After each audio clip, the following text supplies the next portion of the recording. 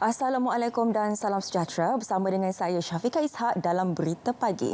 Sebanyak 174 rumah ibadat bukan Islam di zon hijau dibenarkan beroperasi bermula 10 Jun ini. Bagaimanapun kehadiran penganut hendaklah tidak melebihi 30 orang bergantung kepada keluasan premis. Selain itu, Menteri Kanan Keselamatan Datuk Seri Ismail Sabri Yaakob berkata, penganut berusia 70 tahun ke atas dan kanak-kanak di bawah 12 tahun tidak dibenarkan hadir. Saringan suhu badan, penyediaan hand sanitizer, pemakaian topeng muka juga perlu dipatuhi setiap masa. Dan satu lagi ialah kebenaran menggunakan rumah ibadat agama bukan Islam ini hanya untuk warga negara Malaysia saja. Warga negara lain tidak boleh. Dan kebenaran ini hanya berdasarkan hari-hari yang penting. Hari-hari yang utama bagi agama masing-masing. Sebagai contoh, agama Kristian, hari Ahad, mereka ke gereja hari Ahad, maka hari Ahad saja yang dibenarkan. Ada gereja agama Hindu mungkin ada hari tertentu, agama Buddha mungkin ada hari tertentu, satu hari dalam seminggu yang mereka perlu pergi. Jadi kita hanya benarkan satu atau dua hari saja. Pelaksanaan urusan perkahwinan di kuil, gereja dan persatuan agama masih ditangguhkan.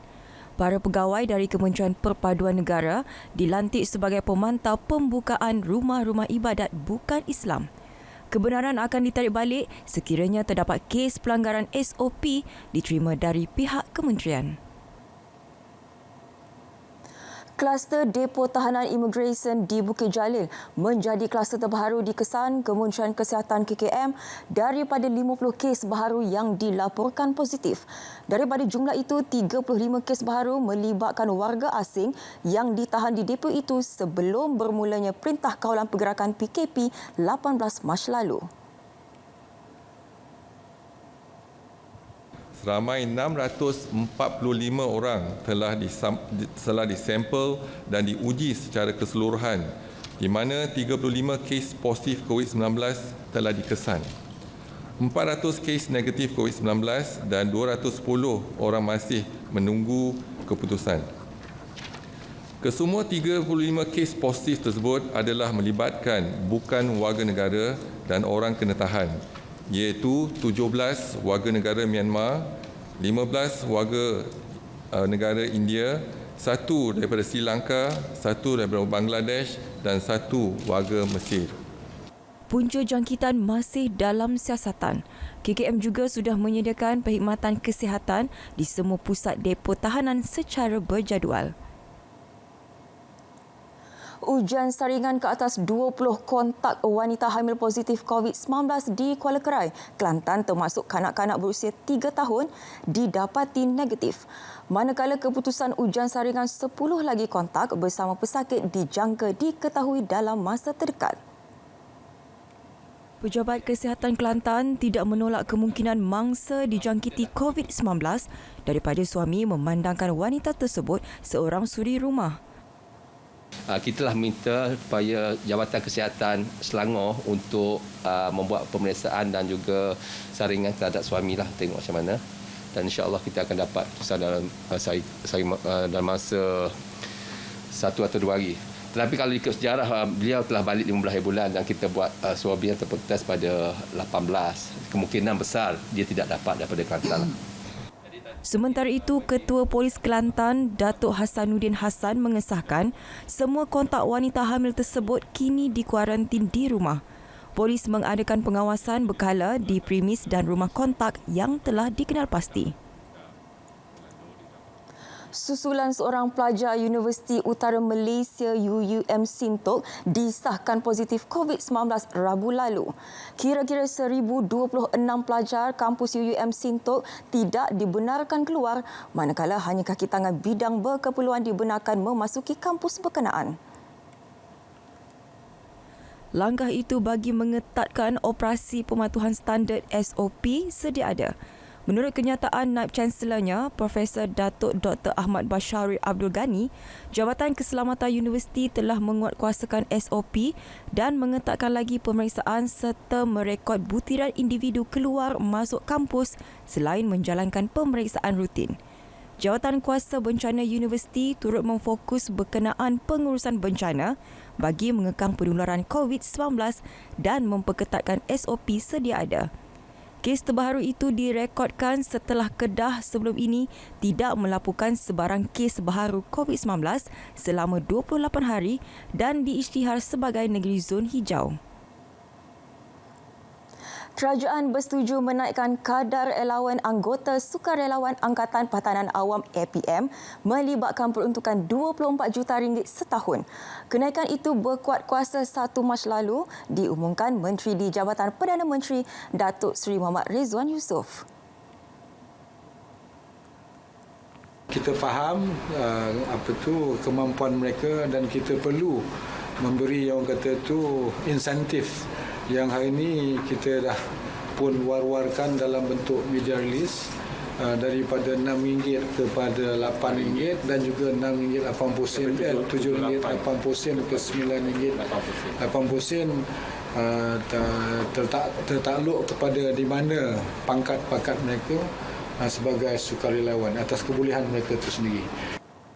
Kenaikan itu diharap dapat terus menyuntik semangat anggota APM dalam melawan COVID-19.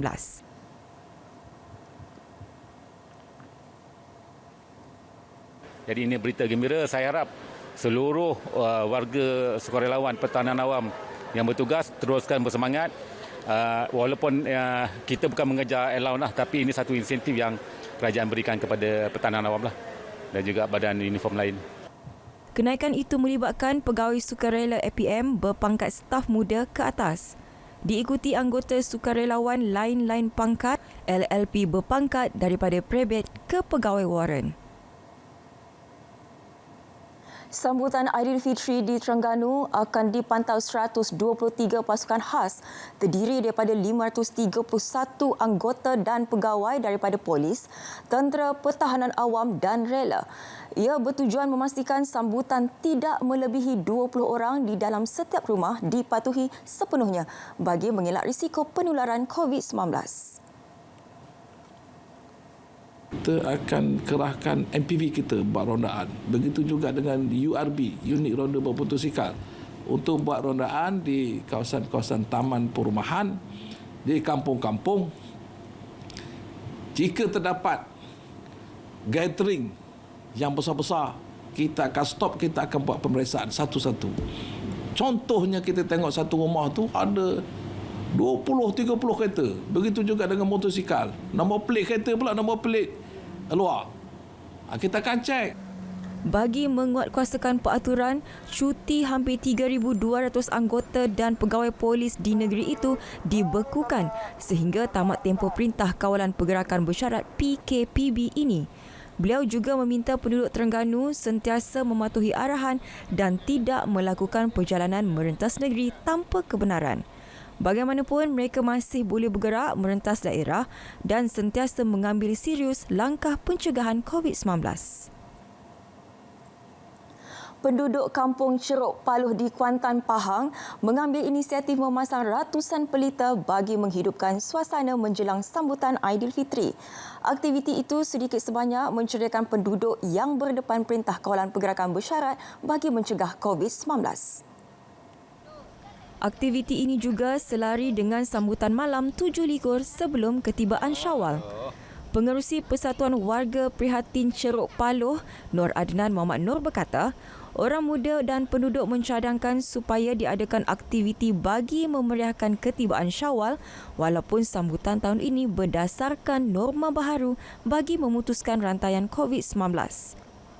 Kita ada ramai AJK dan dia orang yang bagi bagi hadiah untuk buat pelita 7 likur ni. Bila kita pun automatik lah on lah benda macam ni dan kita cari bajet dalam RM500 untuk dia orang buat. Yang mana dia orang pergi cari kayu, kita dapat sumber pun macam buluh pun percuma daripada penduduk Curug Paluh ni. Selain memasang pelita moden, penduduk turut bergotong royong menghasilkan pelita daripada buluh yang kemudian dipasang sekitar laman rumah dan tepi jalan raya utama. Melihat sambutan yang menggalakkan, pihaknya turut merancang untuk menjadikan ia sebagai acara tahunan penduduk kampung setiap kali menjelang Aidilfitri. Malah usaha pihaknya turut mendapat perkongsian orang ramai yang lalu lalang di kawasan kampung apabila mereka berhenti untuk bergambar. Sehingga kini terdapat 280 pelita dipasang di sekitar kampung dan akan ditambah sehingga ketibaan Syawal. Sementara itu, 4 buah balai polis sekitar Pulau Langkawi menyertai pertandingan menghias balai menjelang sambutan Aidilfitri. Penganjuran pertandingan itu kini masuk tahun ketiga memberi tumpuan kepada aspek tema, hiasan, keceriaan, kreativiti dan persembahan anggota. Dan tujuan diadakan pertandingan ini adalah untuk mewujudkan semangat esprit de corps di kalangan pegawai dan anggota, terutamanya musim-musim PKP ini. Kebanyakan semua pun tak pulang beraya. Bukan sahaja PKP lah, sebelum raya-raya sebelum ini pun memang kebanyakan pegawai dan anggota daripada IPD Langkawi tidak pulang beraya. Jadi benda ni kita dengan cara menghias tempat-tempat yang kita dah tentukan, dah bagikan, akan membangkitkan rasa suasana Aidilfitri. Beliau ditemui media selepas melakukan penilaian dan pemakahan balai polis bertanding di Langkawi.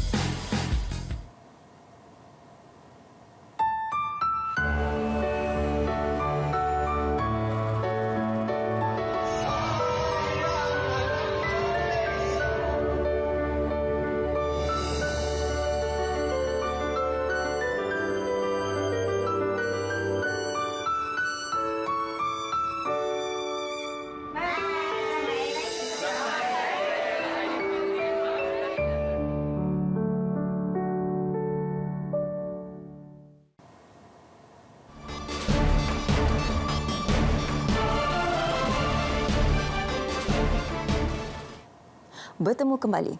Malaysia akan mempengerusikan mesyuarat pegawai kanan luar biasa maya VESOM Kerjasama Ekonomi Asia Pasifik APEC mengenai pandemik COVID-19 pada 27 Mei ini.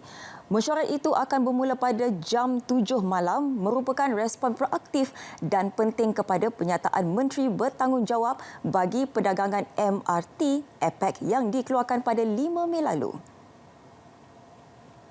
Kementerian Perdagangan Antarabangsa dan Industri MITI dalam satu kenyataan memaklumkan VESOM yang akan datang memberi tumpuan kepada pengoperasian penyataan MRT APEC mengenai COVID-19. VESOM juga dijangka membincangkan isu berkaitan pemulihan ekonomi serantau selain usaha mengurangkan impak kesihatan. Menurut MITI, mesyuarat itu akan turut meninjau kemungkinan inisiatif kerjasama antara 21 ekonomi APEC yang boleh membawa kepada penyelesaian serantau jangka panjang untuk pemulihan ekonomi mapan. Selain daripada wakil sektor awam, 21 ekonomi anggota APEC, VESOM akan turut menyaksikan penyertaan sektor swasta melalui Majlis Penasihat Perniagaan APEC. MITI berkata majlis itu dijangka memberi pandangan mengenai peranan yang ditakrif semula untuk sektor awam dan swasta dunia pasca COVID-19. Dengan ekonomi anggota APEC merangkumi 4 benua dan beroperasi dalam 8 zon waktu berbeza, VESOM ini boleh menjadi permulaan kepada norma baharu untuk mesyuarat APEC pada masa depan. Keberkesanan teknologi ramalan cuaca berjaya menyelamatkan banyak nyawa daripada menjadi mangsa siklon Amphan yang membadai India dan Bangladesh. Menerusi ramalan kaji cuaca yang tepat, 2.4 juta penduduk Bangladesh dipindahkan ke penempatan sementara sehari sebelum siklon melanda, manakala India memindahkan 650,000 penduduk daripada laluan siklon berkenaan.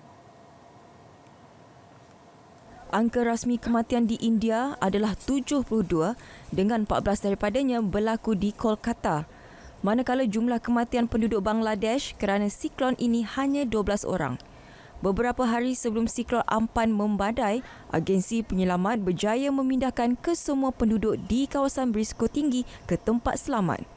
Dalam perkembangan sama, penduduk kawasan dilanda siklon Amphan mula melaksanakan kerja pembersihan besar-besaran bagi meneruskan kehidupan seperti biasa.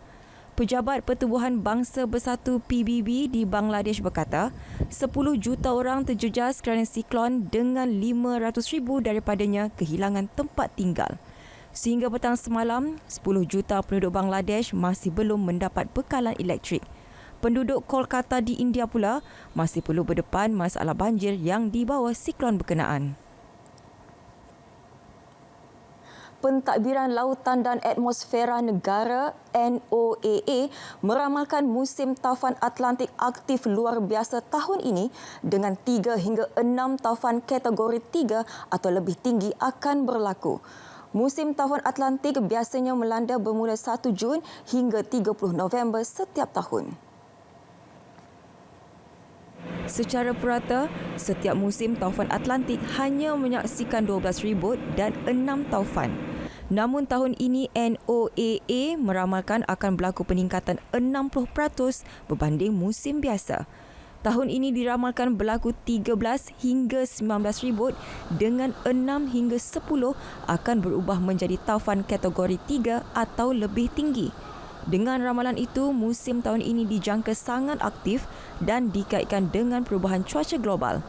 Kajian tahun ini berdasarkan beberapa faktor termasuk musim monsun Afrika Barat, tiupan angin di seluruh Atlantik dan ketiadaan ancaman El Nino di Lautan Pasifik yang menyekat aktiviti taufan Atlantik. Ramalan NOAA ini selari dengan kajian musim taufan Atlantik yang dilakukan sektor swasta lain seperti Universiti Colorado. Kerajaan Thailand akan membuat keputusan berhubung cadangan Majlis Keselamatan Negara NSC melanjutkan perintah darurat selama sebulan lagi. Setiausaha Agung NSC General Somsak Rungsita berkata, pelanjutan perintah berkenaan sehingga akhir bulan Jun perlu dilaksana bagi melindungi rakyat daripada ancaman kesihatan. Cadangan pihak Majlis Keselamatan Negara Thailand akan diputuskan Pusat Pentadbiran Situasi COVID-19 yang diketuai Perdana Menteri Prayut Chan-o-cha hari ini.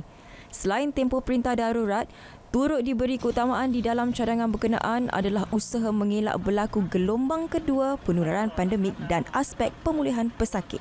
Selain itu, NSC dijadual membuat keputusan mengenai perintah berkurung bermula 11 malam hingga 4 pagi pada 27 Mei ini. Perintah darurat di Thailand dikuatkuasakan sejak hujung bulan Mac bagi memberi mekanisme perundangan kepada kerajaan menguatkuasakan peraturan ketat melawan COVID-19. General Somsak kemudian menolak dakwaan kempen kritik kerajaan dan pembangkang bahawa tindakan melanjutkan perintah darurat bertujuan politik. Kerajaan Indonesia tidak menghalang umat Islam mengerjakan solat sunat Aidilfitri di masjid, namun perlu tertakluk kepada peraturan ketat pencegahan COVID-19. Perkara itu diumumkan Presiden Joko Widodo selepas mempengerusikan mesyuarat berkaitan persiapan menjelang sambutan Aidilfitri di dalam konteks pengawalan penyakit berjangkit. Kerajaan meminta semua pihak terlibat mematuhi langkah pencegahan asas seperti penjagaan kebersihan, penjarakan sosial dan pemakaian pelitup hidung serta mulut. Semua agensi kesihatan Indonesia telah diarahkan memberi penjelasan terperinci kepada rakyat berkaitan sambutan Aidilfitri dan solat sunat di masjid.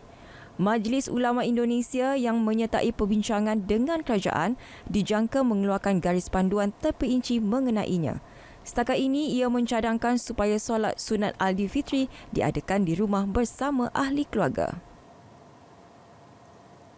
Pergerakan Hamas menggesa tentangan terus dibuat ke atas Israel supaya lebih ramai rakyat Palestin yang ditahan di penjara Yahudi dibebaskan tanpa syarat. Mesej itu dikeluarkan Hamas sempena Hari Al-Quds sedunia yang disambut hari ini bagi mengingatkan dunia terhadap penindasan ke atas Palestin dan kekejaman rejim Yahudi. Hamas menggesa supaya tindak balas setimpal dibuat ke atas Israel dalam usaha membebaskan tahanan khususnya wanita, kanak-kanak dan mereka yang sedang sakit di penjara Israel. Selain Hamas, Persatuan Ulama Yaman turut mengeluarkan kenyataan sempena Hari Al-Quds sedunia ke arah pembebasan Masjid Al-Aqsa dan Baitul Maqdis. Tegasnya, Israel tidak mempunyai hak bagi merampas tanah Palestin dan bagi tujuan penentangan, ia berikrar meneruskan sokongan terhadap usaha jihad dan pergerakan penentangan di Palestin dan Lubnan ke atas rejim Zionis. Persatuan tersebut turut menyeru cendekiawan Islam terus mendedahkan perancangan serta konspirasi Israel mengambil alih tanah Palestin. Kongres Rakyat Nasional NPC China yang bersidang hari ini akan membincangkan cadangan undang-undang keselamatan baharu bagi Hong Kong selepas berdepan protes pro-demokrasi selama 7 bulan tahun lalu. Langkah itu dijangka akan meningkatkan lagi bantahan gerakan pro-demokrasi Hong Kong selain dibimbangi mencetuskan protes ganas di hab kewangan antarabangsa itu. Beijing telah memberi isyarat bahawa perlunya perundangan keselamatan baharu itu diluluskan pada sidang kali ini bagi menamatkan kebangkitan kem pro-demokrasi Hong Kong. Antara lain, undang-undang tersebut akan mengukuhkan lagi mekanisme penguatkuasaan keselamatan di Hong Kong. Pada masa sekarang, peruntukan artikel 23 Perlembagaan Hong Kong tidak pernah dikuatkuasakan berikutan menjaga hak kebebasan penduduk. Ia bertujuan melindungi kerajaan China daripada sebarang pengkhianatan, gerakan subversif dan penghinaan.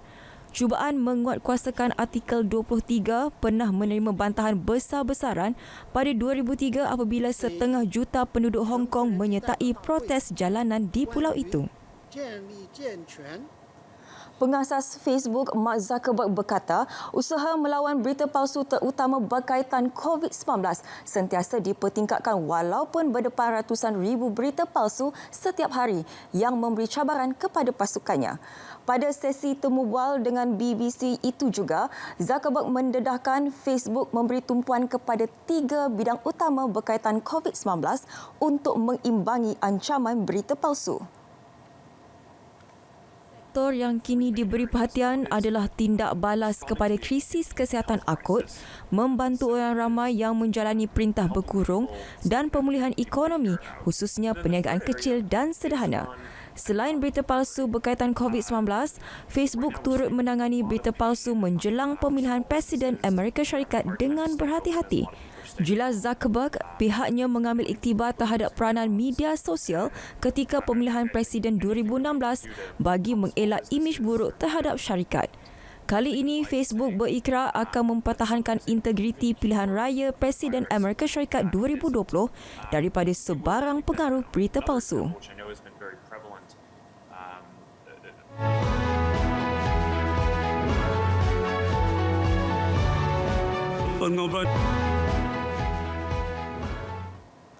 Keputusan mengenai ibadah haji Jumaah Malaysia tahun ini akan diketahui selepas Aidilfitri. Menteri di Jabatan Perdana Menteri bagi Hal Ehwal Agama, Datuk Dr. Zulkifli Muhammad Al-Bakri berkata, ia akan diumum selepas mendapat jawapan daripada Kementerian Haji Arab Saudi. Pertama, kita bergantung kepada bagaimana kenyataan daripada Kementerian Haji Arab Saudi. Keduanya, kita juga akan berbincang secara khusus dalam melaksanakannya itu jika sekiranya dibenarkan atau apakah tidak dibenarkan, maka insya-Allah keputusan itu akan diumumkan selepas kita mendapat satu jawapan yang rasmi daripada pihak Arab Saudi. Beliau berkata demikian selepas Majlis Penyerahan Peruntukan Program Yayasan Dakwah Islamiyah Malaysia YADIM Peduli Musaadah COVID-19. Peniaga yang gagal mematuhi skim harga maksimum musim perayaan Hari Raya Puasa berdepan tindakan undang-undang jika didapati menaikkan harga barangan secara mendadak dan ketara. Pengarah Kementerian Perdagangan dalam Hal Ehwal Negeri dan Hal Ehwal Pengguna KPDN HEP Kuala Lumpur, Arifin Samsudin menegaskan skim tersebut tertakluk di bawah Akta Kawalan Harga dan Anti Pencatutan 2011. Di mana kalau dijual melebihi harga yang telah kita tetapkan untuk individu, kita boleh denda oleh mahkamah sehingga RM100,000 atau dipenjarakan tidak melebihi 3 tahun atau kedua-duanya atau dikompaun sehingga RM50,000. Dia ada tag merah jambu kat bawah tu ya. Jadi kalau kesalahan gagal meletakkan tanda harga berwarna merah jambu, individu boleh didenda sehingga RM10,000 atau dikompaun sehingga RM5,000. Dan untuk syarikat boleh didenda sehingga RM20,000 atau dikompaun sehingga RM10,000. Katanya lagi, 223 premis telah diperiksa dan terdapat satu kes dikompaun sebanyak RM2,500 sejak pelaksanaan skim harga maksimum musim perayaan. Senarai harga barangan harga terkawal bagi skim ini bermula selama 15 hari dari 20 Mei hingga 3 Jun 2020 di seluruh negara.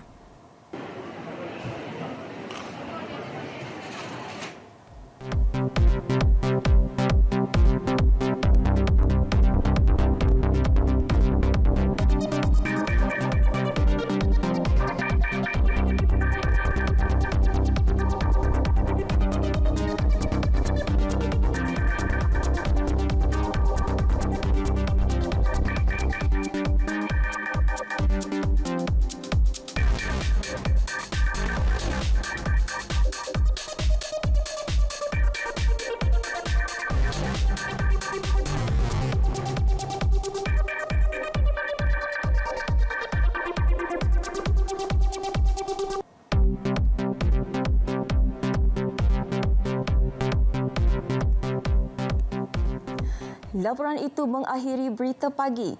Layari Facebook Berita RTM atau muat turun aplikasi RTM Mobile secara percuma di Google Play atau App Store. Kami juga boleh ditonton menerusi My Freeview 123. Jaga kebersihan diri, amalkan penjarakan sosial dan patuhi PKP bersyarat. Assalamualaikum dan salam sejahtera.